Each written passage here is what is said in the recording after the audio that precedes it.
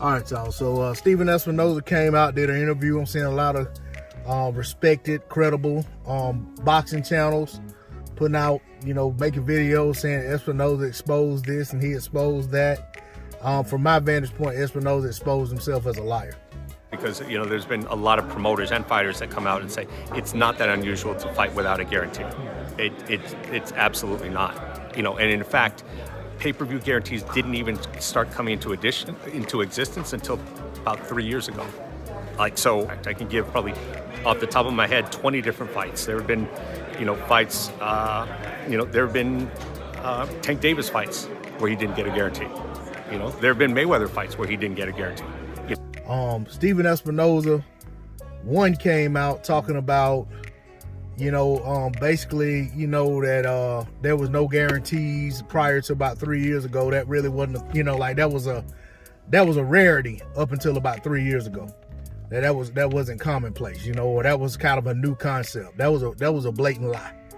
He also went a step further and said that Floyd Mayweather Jr. Didn't fight most of the time. He didn't have guarantees. And we know Floyd had about a $30 million guarantee when he went to Showtime. They were always publicizing Floyd's guarantees and his opponent's guarantee, no matter how much of a B-side his opponent was, whether it was Robert Guerrero, Berto, Ricky Hatton, Pacquiao, whoever. They always publicized what the guarantees were for both guys. Floyd would have his guarantee, which was usually north of 30 million because that was like his minimum guarantee at that time. And then, of course, his opponents would have a guarantee, sometimes be like $4 or $5 million, because a lot of times there was a huge gulf between Floyd's drawing power and his opponents, who most of them were making their pay-per-view debuts in a lot of cases. The gumption of him to come out and say that was a new concept came about 3 years ago. Well, that's a fallacy. That's false. That's a lie. However you want to phrase it. Floyd Mayweather's been retired probably 3 years now. I'm pretty sure it's been 3 years. But not only that, you go back to the 80s. Hagler versus Leonard. I think they fought in 87, 88, somewhere along in there. I think Leonard had an $11 million guarantee. Hagler had a $12 million guarantee. Come up to 1990. Buster Douglas, after he beat Mike Tyson, had a guarantee of somewhere around the neighborhood of 23, 24 million for his defense versus Evander Holyfield. I think Holyfield's guarantee was somewhere around 8 million. That's a long way from 3 years ago. Riddick Bowe and Lennox Lewis, when they agreed to fight prior to Lewis getting stopped by McCall, which killed the fight, but had that fight gotten off, they had guaranteed contracts. You had Bowe getting 13 million guaranteed. Lennox was getting 18 million guaranteed. And I could talk about this all day long. The list goes on and on and on. But my thing is, this man is so brazen and emboldened to get on the internet and just sit there and tell that type of lie that could be easily refuted. Why in the world is anybody running around here believing everything he says about some negotiations that, if you pay attention to what he says and how he's saying it, he pretty much telling you that he really wasn't in on the negotiations.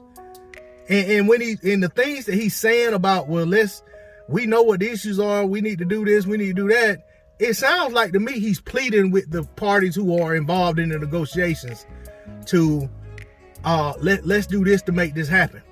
You guys, it's like he's almost trying to advise the PBC on what they need to do to get the fight over the hump, because the issues have been identified.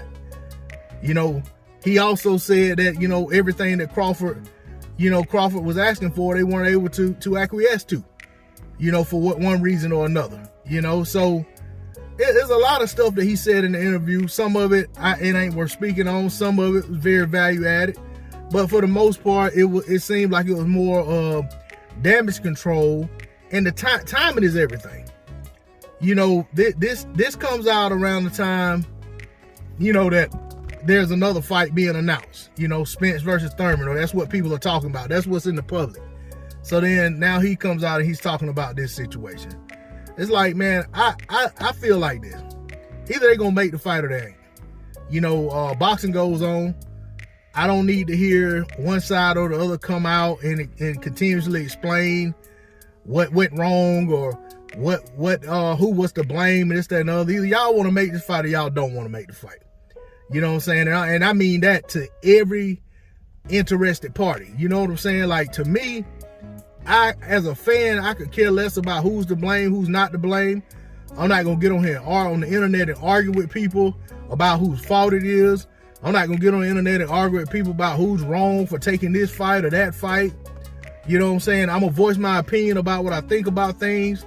But even for those of you, because I'm talking to some of y'all that come at me in the Facebook groups, in the comment sections of videos, even my videos, that, you know, I feel like I'm just like basically like barnstorming for Terrence Crawford or something. You know what I'm saying? When the reality is, like I said many times before, as a fan, I want the fight. And as a fan, I could care less about who wins the fight. And even at this point, I'm to the point that I almost could care less if they had a fight. But if it's gonna always be a contentious topic of conversation when other things are going on, like if Errol Spence Jr.